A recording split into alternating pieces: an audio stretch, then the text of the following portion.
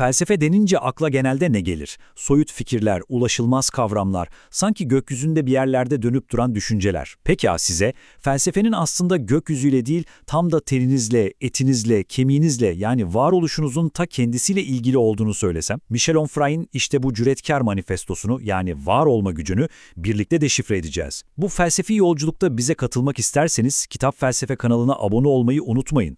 İşte bütün meselenin özü aslında bu soruda gizli. Düşünsenize, felsefenin odağını soyut ideallerden alıp bizim şu anki elle tutulur bedensel varoluşumuza kaydırmak. Onfray tam olarak bunu teklif ediyor. Felsefeyi göklerden yeryüzüne, yani kendi etimize ve kemiğimize indirmeyi. Ve işte Onfray'in ilk ve en temel tezi de bu. Hakiki felsefe öyle saf akıldan falan değil, bizzat kendi bedenimizin deneyimlerinden doğar.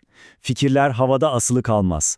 Acı çeken, haz duyan, yaşayan bir bedenden filizlenir. Yani her şey fizyolojide başlar. Yüzyıllardır felsefe bize nasıl sunuldu bir düşünelim. Sanki tamamen nesnel, kişiden bağımsız bir hakikat arayışı gibi. Platon'dan Hegel'e, filozofun kendi hayatı, bedeni, arzuları, zaafları sanki bir kusurmuş gibi hep parantez içine alındı. İşte Onfray tam da o parantezi yırtıp atmamızı istiyor. Ve bu fikirde tabii ki Nietzsche'nin o derin izlerini görüyoruz. Onfray için de durum çok net. Düşüncelerimiz, acılarımız, güçlü ve zayıf yanlarımız, işte felsefemiz tam olarak budur. Felsefe dediğimiz şey, yaşadığımız hayatın teorik bir yansıması, bir nevi otobiyografisidir. Ve burada karşımıza kilit bir kavram çıkıyor. Egodize. Bakın, teologların Tanrı'nın dünyadaki kötülüklere neden izin verdiğini açıkladığı kavrama teodise denir. İşte egodize de bunun gibi filozofun kendi varoluşunu, kendi acılarını haklı çıkarma çabasıdır. Kendi yarasına bulduğu merhemi evrensel bir reçete olarak sunmasıdır. Yani felsefe, kişisel bir terapinin evrenselleştirilmiş halidir. Peki, Onfray'in bu kadar şiddetle savaştığı şey ne? İşte burada Batı düşüncesinin o köklü geleneğine yani idealizme geliyoruz. Onfray için bu sadece felsefi bir akım değil, hayatı reddeden, yaşamı aşağılayan bir tür hastalıktır. İdealizmin temel vaadi aslında çok basit. Bu dünya kusurlu, geçici ve aldatıcıdır. Asıl gerçeklik, asıl mutluluk başka bir yerde, ötede bir yerdedir. Bu düşünce ne yapıyor? Bizi yaşadığımız andan, bedenimizden ve bu dünyadaki hazlardan koparıp sürekli bir öte dünya arayışına sokuyor. Bu tablo, iki dünya görüşü arasındaki savaşı çok net özetliyor aslında.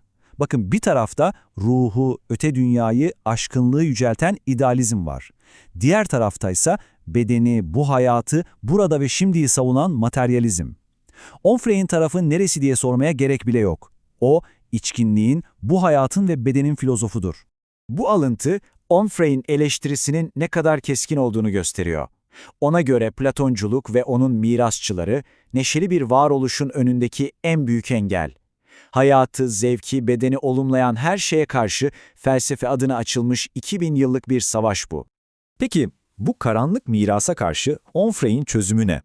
Çok basit ama bir o kadar da radikal bir çözüm, yanlış anlaşılmış, adı kötüye çıkmış ama aslında çok güçlü bir felsefeyi, hedonizmi yeniden canlandırmak. Şimdi hedonizm deyince aklımıza genelde ne geliyor? Sınırsız, bencilce, bir zevk düşkünlüğü.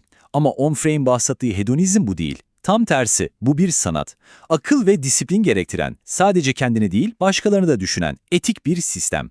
İşte tüm felsefenin merkezindeki ilke bu. Buna hedonist kategorik imperatif yani evrensel ahlak yasası diyebiliriz. Karmaşık ahlak teorilerine hiç gerek yok. Eylemlerimizin pusulası çok basit. Bu eylem bana ve başkalarına kimseye zarar vermeden daha fazla keyif ve neşe getiriyor mu, getirmiyor mu? Hepsi bu.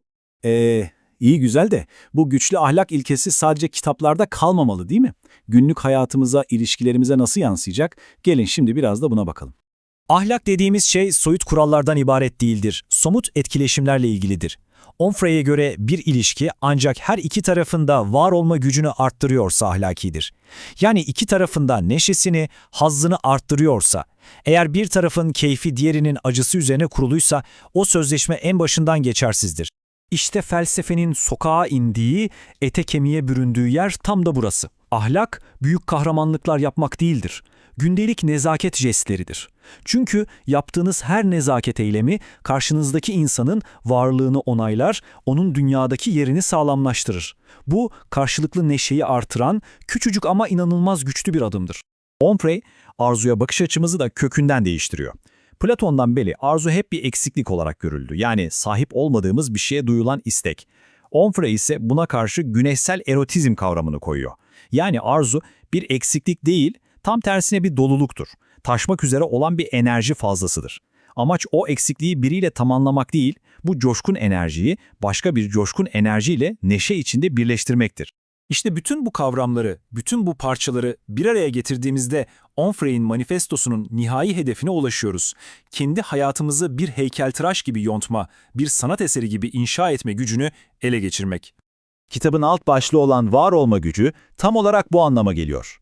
Bu felsefe size ne yapmanız gerektiğini söyleyen bir reçete değil.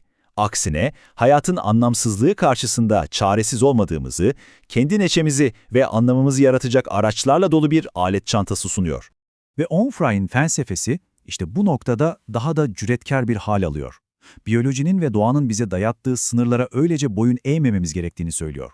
Acıyı azaltmak ve var olma gücümüzü artırmak için bilimin sunduğu tüm araçları kullanmamızı, adeta Prometheus gibi tanrılardan ateşi çalmamızı öneriyor. Bu, insan olmanın tanımını yeniden yazmaya yönelik inanılmaz cesur bir çağrı. Bu çözümlemeyi sizi şöyle bir durup düşündürecek bir soruyla bitirelim. Onfray'in önerdiği bu basit ama bir o kadar da devrimci pusulayı bugün elinize alsaydınız, hayatınızda, ilişkilerinizde, verdiğiniz kararlarda yarın sabah ilk olarak neyi farklı yapardınız? Vereceğiniz cevap belki de sizin kendi hedonist manifestonuzun ilk cümlesi olabilir.